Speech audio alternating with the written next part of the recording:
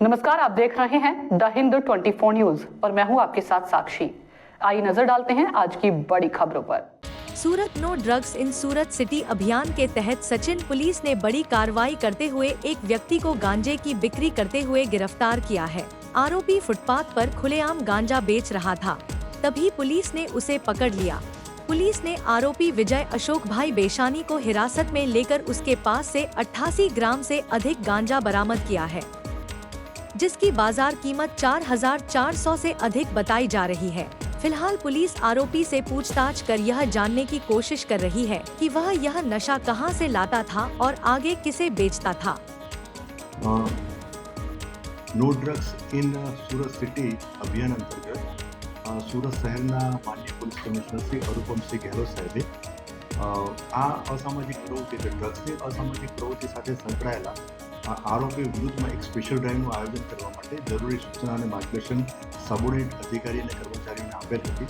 તે અનુસંધાને sector 2ના JCP માન્ય શ્રી કે.એન. ડામોર સાહેબ અને ઝોન 6ના ડીસીપી માન્ય શ્રી રાજેશ પરમાર સાહેબે જરૂરી અને સૂચના અને માર્ગદર્શન આપેલ હતી। તે અનુસંધાને સચિન પોલીસ સ્ટેશનના ડિસ્ટાફના પોલીસ કર્મચારીઓને એક સ્પેસિફિક બાતમી મળેલી હતી કે સચિન વિસ્તારમાં એક જૂનું સ્લમ બોર્ડ વિસ્તાર છે, ત્યાં મેલડી માતાનું મંદિર છે, એની બાજુમાં ફૂટપાથ છે। ત્યાં ફૂટપાથ ઉપર એક કિસમ ગેરકાયદેસર રીતે ચોરી છુપીથી ગાંજાનું વેચાણ કરે છે।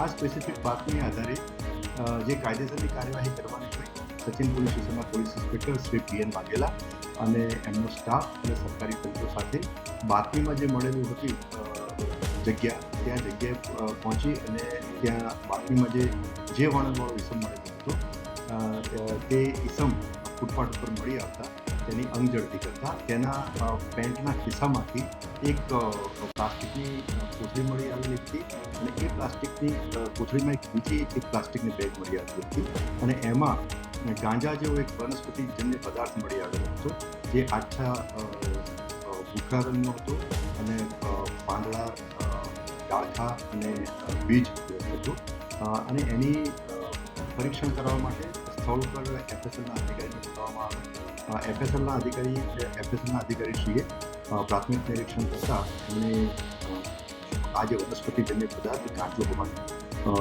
એમને અભિપ્રાય આપ્યો।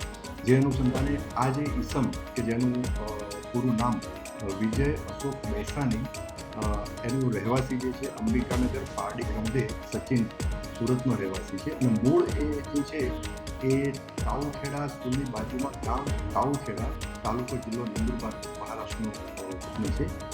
આ ઈસમના વિરુદ્ધમાં NDPS એક્ટ હેઠળ એક ગુનો રજીસ્ટર કરવામાં આવ્યો છે।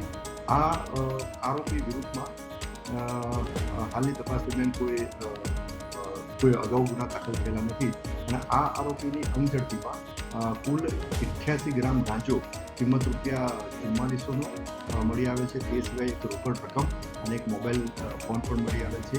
એટલે આ ગાંજો, મોબાઈલ ફોન અને જે રોકડ રકમ મળી અને કુલ 9,960નો મુદ્દામાલ તપાસ અર્થે કબજે કર્યો।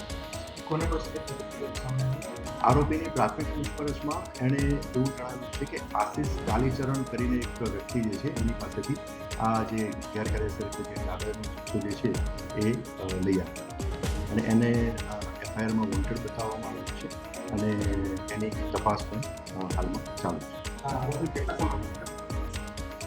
હાલમાં એની પ્રાથમિક પૂછપરછમાં છેલ્લા લગભગ 7 દિવસથી આ આરોપી ગેરકાયદેસર રીતે વેચાણ ગાંજાનો જથ્થો વેચાણ કરતો તેવી માહિતી મળી છે। તેમ છતાં હજુ એને પૂછપરછ કરવાની ચાલુ છે અને અન્ય देखते रहिए द हिंद 24 न्यूज।